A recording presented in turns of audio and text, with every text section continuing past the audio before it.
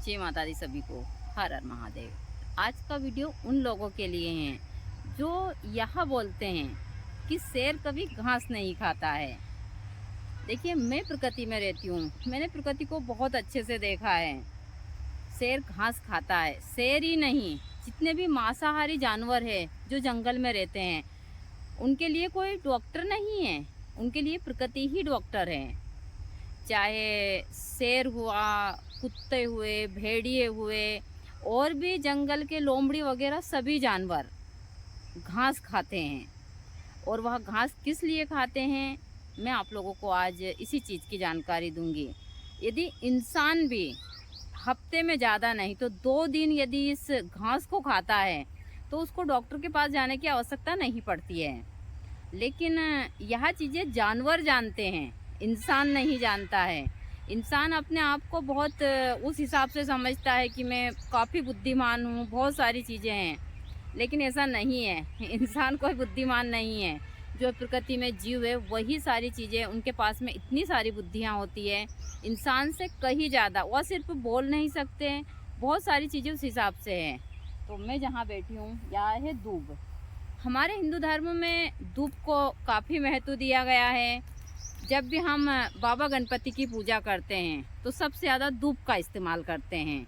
लेकिन दूब के क्या क्या फ़ायदे हैं, देखिए, जो हमारे बड़े बुजुर्ग हैं उन्होंने जो भी प्राकृतिक चीज़ें हमारे दैनिक जीवन में लाए हैं उसका काफ़ी महत्व ऐसे ही नहीं लाए हैं।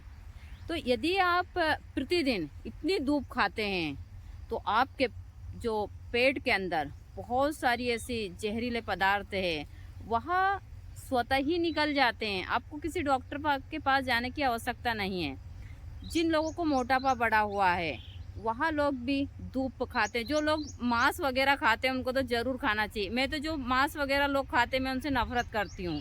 लेकिन मैं यह कहती हूँ कि यदि आप इस प्रकार की चीज़ें खाते हैं तो आपको प्रतिदिन दूब का इस्तेमाल करना चाहिए।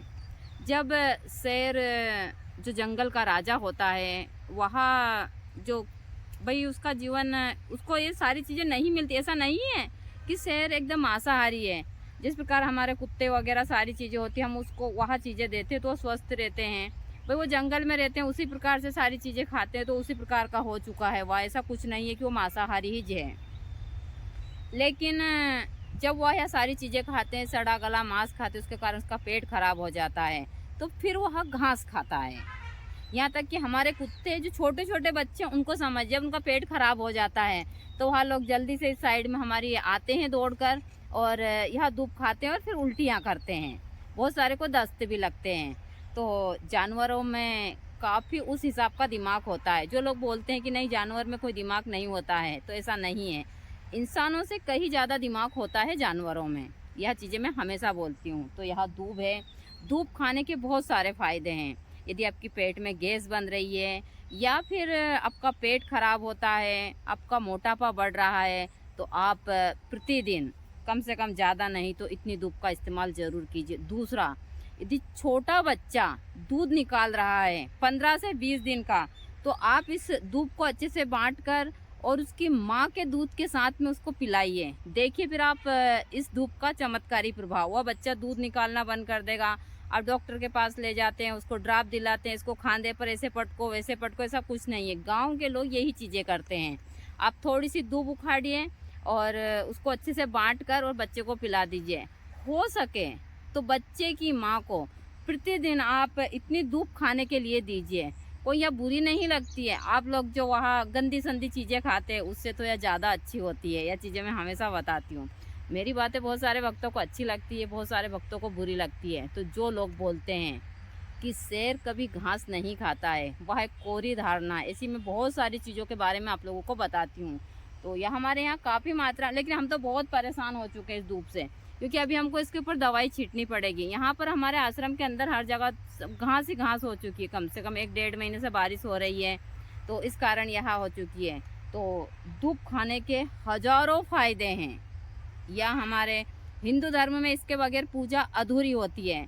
लेकिन यह हमारे शरीर के लिए भी अमृत का काम करती है। देखिए, मैं हमेशा आप लोगों को सरल और आसान से बहुत सारे उपाय देती रहती हूँ। क्योंकि मैं वनस्पति के बीच रहती हूँ जहाँ पर मैं बैठी हूँ। अभी धूप तो बहुत तेज़ है, लेकिन हमारे यहाँ पर वनस्पतियों का कोई वो नहीं है। यहाँ पर इतनी, यह सब तो स्वतः ही निकल आती है, सभी काफ़ी उस हिसाब से काम आती है हर एक चीज़ में। सिर्फ इनको पहचानने वाला होना, और मैं उन्हीं चीज़ों की जानकारी देती हूँ जिनसे कोई नुकसान नहीं होता है। आप इसको 5 दिन के बच्चे से लेकर 100 साल के बुजुर्गों को भी दे सकते हैं, कोई नुकसान नहीं है। हमारी गाय दिन भर घास खाती है, उसके बाद में हम उसका दूध पीते हैं, उसको नुकसान होता है तो हमको क्या नुकसान होगा?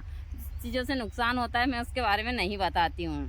तो यही है, धूप का चमत्कारी बहुत सारे आयुर्वेदिक फ़ायदे हैं।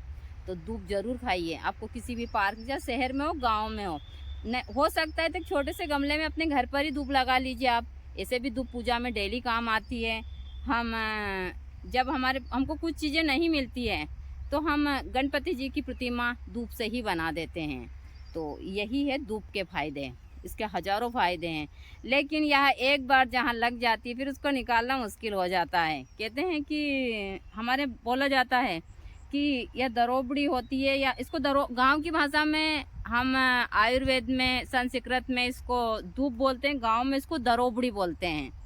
तो जिस खेत में दरोबड़ी उगाती है उसके खेत में अनाज वगैरह नहीं होने देती है, तो कहते हैं इसकी जड़ होती है पताल में होती है, ऐसा बोला जाता है। तो इन वनस्पतियों के काफ़ी फ़ायदे हैं। तो यदि आपको अपने जीवन में बहुत सारी चीज़ें उस हिसाब से रखनी है तो आप लोग इन चीज़ों का इस्तेमाल ज़रूर कीजिए। आगे भी मैं आप लोगों को और इसी प्रकार की जानकारी देती रहूँगी कि आपका जीवन, आपका परिवार, और चाहे तंत्र से, मंत्र से, जड़ी बूटियों से हमेशा सुरक्षित रहे। आप घर बैठे हर चीज़ का उपाय कर सकते हैं मेरे छोटे छोटे से प्रयोगों से। दूसरा, ना तो मेरा कोई चेला है, ना कोई चेली है मेरे से कुछ भी नहीं है, ना मेरे कोई इस प्रकार के नंबर है। हाँ, अमन बाबा जो काम कर रहे हैं वो बात अलग है। अमन बाबा कभी किसी से बात नहीं करते हैं, उनका व्हाट्सएप नंबर है जो अभी मैंने डाला भी नहीं, जो गुरुजी के ही फ़ोन के ऊपर काम करते हैं। तो मेरे नंबर सिर्फ एक ही नंबर है जो मैं हमेशा डालती रहती हूँ। मेरे पास कुछ भक्तों ने कहा था कि माता जी कुछ लोग हैं जो आपके नाम से मैसेज कर रहे हैं, तो ना तो मैं किसी को फ़ोन करती हूँ ना मैसेज करती हूँ। हाँ, कुछ भक्त हैं जो उस हिसाब से बार बार मैसेंजर पे बोलते हैं, तो मैं उनको फ़ोन करने के लिए बोलती हूँ, और क्योंकि मैं मैसेंजर पे इस प्रकार की बातें नहीं करती हूँ। तो यही सारी चीज़ें हैं। तो और भी मैं जानकारी आप लोगों को। जय माता दी सभी को, हर हर महादेव। सभी भक्तों को गंगा दशहरे की हार्दिक शुभकामनाएं। कहा जाता है गंगा दशहरे के दिन माँ गंगा, माँ नर्मदा में स्नान करने आती है, और आज के दिन माँ नर्मदा में स्नान करने का बहुत महत्व है। सूर्य देवता को जल देने का काफ़ी महत्व होता है आज के दिन। दूसरा, मैं हमेशा सभी को बताती हूँ कि हम मध्य प्रदेश में रहते हैं, और मध्य प्रदेश में एक मान्यता है कि यदि आज के दिन आपके ऊपर ब्रह्म मुहूर्त में एक बूंद भी ओस की गिर जाती है तो समझ लीजिए यह माँ गंगा की कृपा हो गई।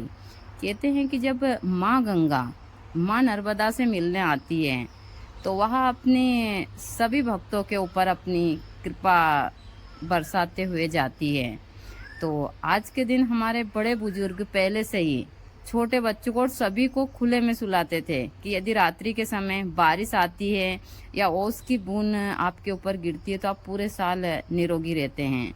तो यह चीज़ें हमारे मध्य प्रदेश में हमेशा पहले से ही हमारे बड़े बुजुर्ग करते आए हैं, और आज भी बहुत सारे लोग करते हैं। मैं कई बार माँ नर्मदा के तट के ऊपर गंगा दशहरे पर गुरुजी के साथ स्नान करने गई हूँ, और वहाँ की कुछ कृपा मैंने ऐसी